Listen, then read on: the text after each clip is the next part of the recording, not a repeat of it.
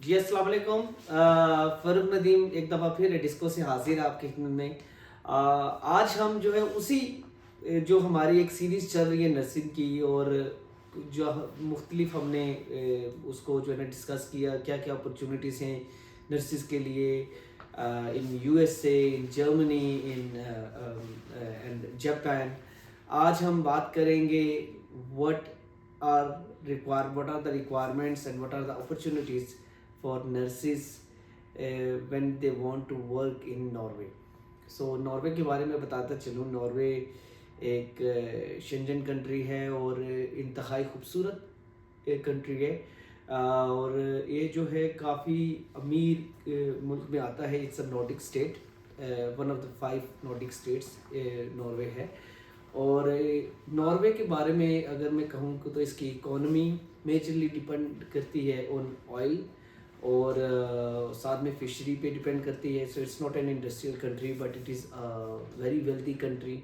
और veg scale भी बहुत अच्छा होता है। यू कैन एक्सपेक्ट कि जो नर्सिस हैं they can make around like 350 to 400 Norwegian crore per hour there was they get registered. So what is the process इससे कैसे नर्सिस जो है वहाँ पर जा सकती हैं, जो जिन्होंने पाकिस्तान से बीएसएन किया है या पोस्ट आयरन किया है, वो कैसे वहाँ पर जा सकती हैं और किस तरह रजिस्टर कर सकती हैं। तो आज इसके बारे में बात करते हैं।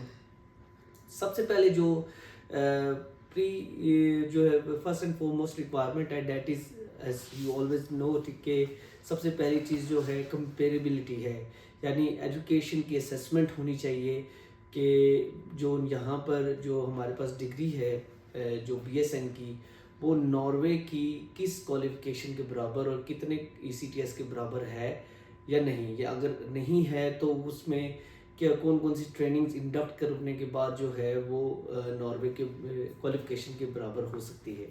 सो इसके लिए ज़रूरी है कि मिनिस्ट्री ऑफ हेल्थ से, नॉर्वे की मिनिस्ट्री ऑफ हेल्थ से अप्रूवल लिया जाए और ऑथराइजेशन ली जाए और उसकी एजुकेशन को असेस करवाया जाए। तो डॉक्यूमेंटेशन जो है वो इसमें बड़े ही जो है सिंपल, वही आपके जो एजुकेशनल डॉक्यूमेंट्स हो गए, आपके वर्क एक्सपीरियंस हो गए, आपका जो है वो लाइसेंस हो गया जो पाकिस्तान नर्सिंग काउंसिल की तरफ से होगा।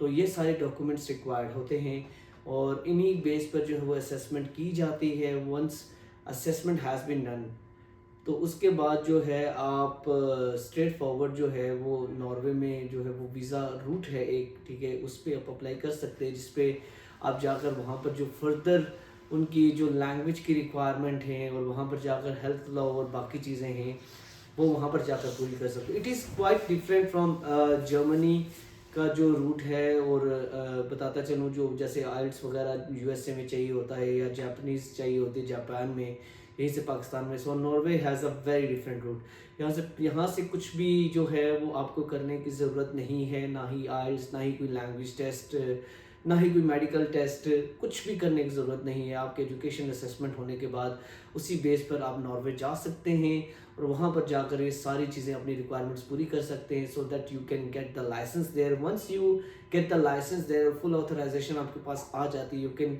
सिंपली जो है वो जॉब के लिए अप्लाई कर सकते हैं। You can get job there. आप स्किल्ड वर्कर वीज़ा पर आकर आपने जो है वो 3 years पूरे करें and then you get the PR and the process goes on. So this is how this is how you get the equivalency and get the authorization in the Norway। और आप वहाँ पर जाते हैं और वो नॉर्वे की इकोनॉमी का जो है पार्ट बनते हैं और वहाँ पर जाकर जॉब करते हैं एज ए नर्स। सो अगर आप इसके बारे में मज़ीद डिटेल्स जानना चाहते हैं और इस पर अप्लाई करना चाहते हैं, so do not forget to contact us. जो हमारी टीम जो है वो आपको इसके बारे में डिटेल असेसमेंट प्रोवाइड करेगी और क्या डॉक्यूमेंट्स रिक्वायरमेंट है, क्या एलिजिबिलिटी कह रही है, what is the process and each and everything. You can always contact us for the details and assessment. So आज के लिए इतना ही। मिलते हैं हम इंशाल्लाह ताला नेक्स्ट व्लॉग में। खुदा हाफिज़।